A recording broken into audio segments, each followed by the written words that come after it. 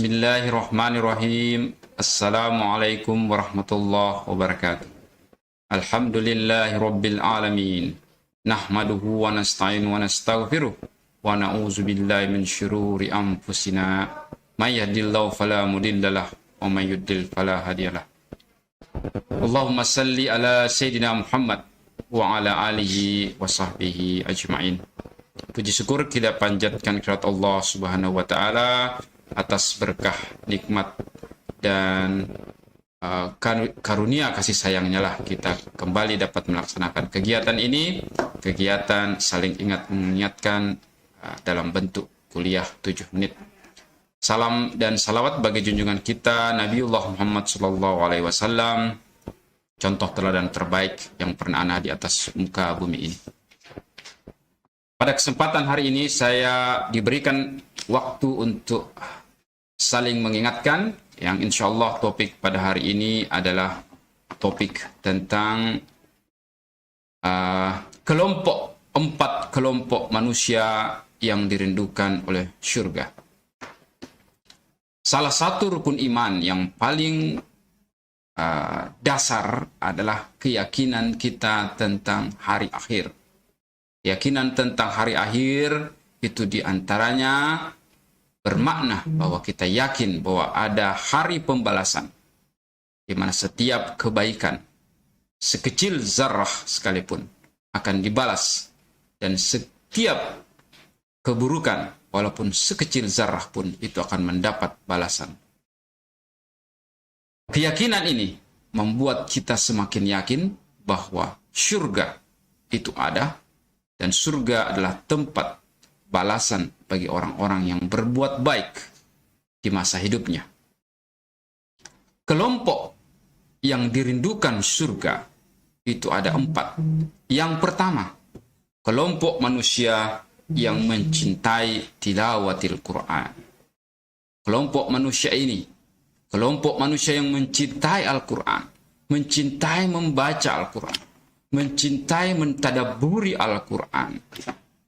Itu adalah kelompok yang bukan saja mendapatkan surga di hari kemudian insya Allah, tetapi surga sendiri yang merindukan orang-orang seperti ini. Tetapi ada sebagian orang yang mungkin merasa, saya ini tidak bisa lagi membaca Al-Quran karena mungkin penglihatannya sudah terganggu atau tidak bisa lagi menghafal, tidak bisa membaca, tidak ada akses. Ingatlah bahwa mencintai Al-Quran tidak semata-mata membaca Al-Quran, tapi juga bermakna akan menyokong, mendukung upaya-upaya untuk Al-Quran ini senantiasa menjadi hiasan atau menjadi amalan bagi umat manusia. Kalau kita tidak bisa membaca Al-Quran, silakan sumbangkan tenaga, sumbangkan harta, sumbangkan kemampuan kita kepada lembaga-lembaga tahfiz Al-Quran, kepada anak-anak yatim yang membaca Al-Quran. Belikan buku-buku Al-Quran, berikan terjemahan, bagikan ke masjid-masjid dan musyalah. Itu adalah bentuk bagaimana kita mencintai Al-Quran. Bentuk yang lain adalah dengan cara mengamalkan Al-Quran itu. Karena hadis Rasulullah SAW mengatakan bahwa khairukum man ta'allamal Qur'an wa 'allamah. Jadi orang yang terbaik di antara kamu adalah yang belajar Al-Quran dan mengamalkannya. Jadi tidak semata-mata membaca Al-Quran saja, tapi juga masuk dalam kelompok mencintai Al-Quran adalah orang-orang yang berupaya untuk mengajarkan Al-Quran dan mengamalkan Al-Quran. Bulan Ramadan ini itu adalah bulan yang sangat dekat, sangat erat hubungannya dengan Al-Quran. Ya, sebagaimana dalam Al-Quran disebutkan, syahrul Ramadan allazi unsila fihil Quran hudal linnas wa bayyinatin minal huda wal furqan. Al-Quran ini diturunkan pada bulan Ramadan yang merupakan petunjuk bagi manusia. Sudah banyak dibuktikan dalam berbagai macam penelitian di abad ke-20 ini bahwa Al-Quran ini menggambarkan fenomena alam. Petunjuk bagi umat manusia, bukan hanya untuk umat Islam saja, tapi semua manusia. Ibarat manual book, Al-Quran ini adalah manual bagi umat manusia dalam rangka menjalankan kekhalifaannya di atas muka bumi ini sebagai abdillah, sebagai hamba Allah. Kita diciptakan, ya. Tidak aku ciptakan jin dan manusia kecuali untuk menyembah Allah, dalam rangka beribadah, menyembah Allah. Maka Al-Quran inilah manual booknya. Sehingga kita tidak bisa melepaskan aktivitas kita sehari-hari dari apa yang menjadi tuntunan Al-Quran sebagai kitab petunjuk kita. Yang kedua, kelompok yang dirindukan oleh surga adalah kelompok yang senantiasa habisul lisan, selalu berkata yang baik, berkata yang ma'ruf, mengajak yang baik, mencegah kepada yang mungkar. Karena dalam kehidupan sehari-hari kita banyak sekali terlibat dalam pergaulan yang senantiasa kadang-kadang kita lupa. Kalau kalimat kita yang keluar dari bibir kita itu kadangkala ada gibah, membicarakan orang lain, membicarakan keburukan orang lain.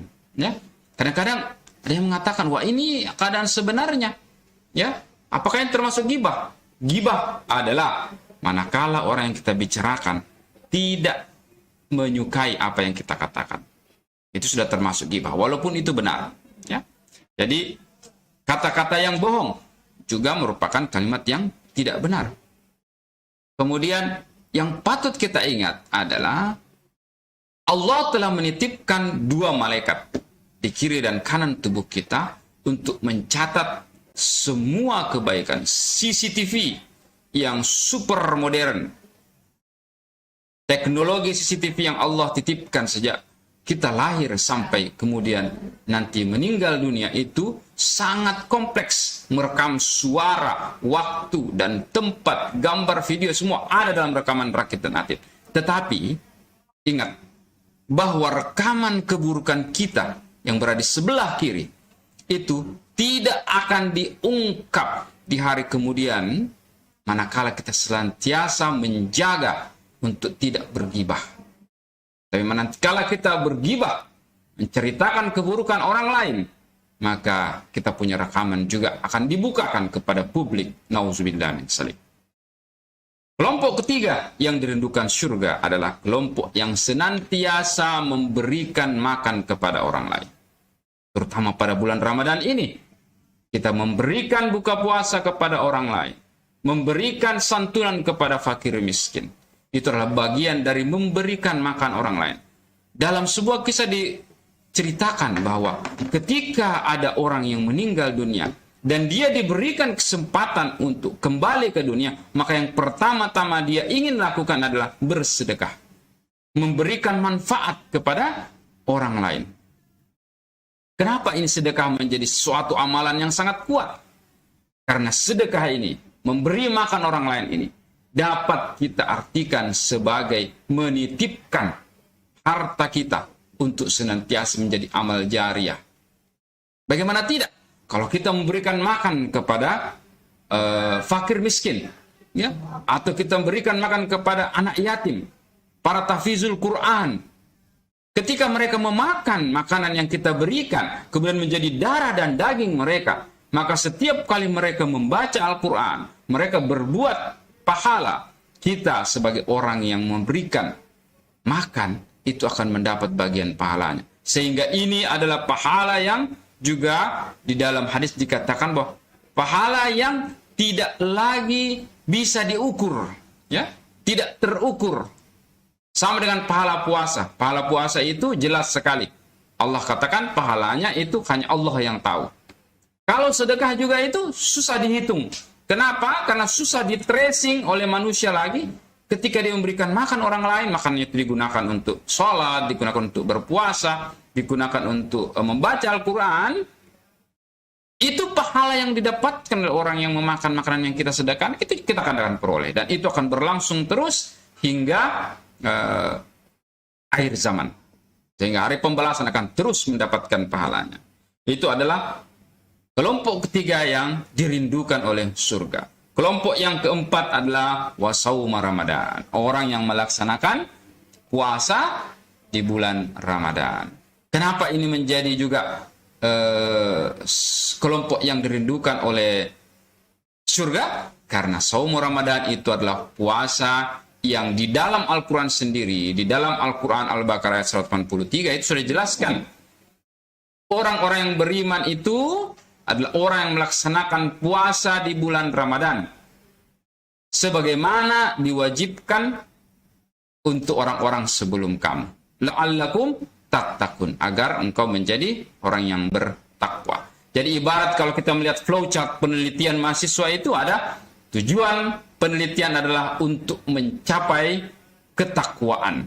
Bagaimana prosesnya? Ada di ayat selanjutnya lagi disebutkan. Syahrul Ramadan allazi unsila fil Quran, diturunkan Al-Quran. Jadi untuk mencapai tingkatan takwa, metodologinya adalah dengan cara menggunakan guidance dari Al-Quran. Jadi Al-Quran ini dibuat sangat runut ya. Ramadan dikatakan kewajiban berpuasa. Tujuannya apa? Untuk mendapatkan ketakwaan. Kemudian bagaimana metodenya? Bagaimana langkah-langkahnya? Ada di situ disebutkan melalui Al-Quran. Jadi baca Al-Quran. Itu adalah metodologi daripada untuk mencapai tujuan ketakwaan. Jadi saya kira itu yang keempat, alasan surga merindukan seseorang. Karena ini saum Ramadan juga dalam hadis itu, man shama ramadanan imanan wahtisaban ghufirallahu ma taqaddama min dzambi. Ada yang menggunakan dalam hadis ini, ada yang menggunakan sama artinya berpuasa. Ada juga yang menggunakan kata koma artinya menghidupkan. Jadi Ramadan itu kita berpuasa, juga koma, menghidupkan Ramadan. Jadi selain berpuasa juga menghidupkan Al-Quran, menghidupkan Ramadan, artinya melaksanakan berbagai macam ibadah ya, yang dapat menambah pahala kita di bulan Ramadan. Karena kita dengarkan bahwa pahala di bulan Ramadan sangat-sangat berlipat ganda, di mana syaitan diikat dan surga-surga dibuka. Sehingga maksudnya apa? Semua amalan yang akan membawa kita ke surga itu dibuka, dan godaan-godaan syaitan itu menjadi sangat terbatas karena setannya terbelenggu. Ya. Demikian yang saya sempat sampaikan pada kesempatan hari ini. Sebagai summary, saya ingin mengulangi 4 kelompok yang dirindukan oleh surga. Yang pertama adalah kelompok yang senantiasa mencintai tilawat Al-Quran. Kelompok yang kedua adalah kelompok manusia yang selalu menjaga lisannya untuk menjadi selalu berkata yang baik. Kalau tidak berkata baik, maka dia akan diam. Yang ketiga adalah memberi makan, ya, memberikan makan kepada orang lain, terutama kepada orang-orang soleh, orang-orang yang diharapkan berbuat baik, tahfizul Quran, fakir miskin, dan orang-orang soleh. Kemudian yang keempat adalah melaksanakan puasa di bulan Ramadan. Itu adalah 4 kelompok manusia yang senantiasa dirindukan oleh surga. Semoga kita menjadi bagian dari 4 kelompok ini, dan insya Allah kita senantiasa diberikan kekuatan dan berkah oleh Allah untuk dapat melaksanakan ibadah-ibadah yang terbaik di bulan Ramadan ini. Subhanallah wa bihamdik, asyhadu an la ilaha illa anta astaghfiruka wa atubu ilaik. Subhana rabbika rabbil izzati amma yasifun, wassalamun alal mursalin, walhamdulillahi rabbil alamin. Assalamualaikum warahmatullahi wabarakatuh.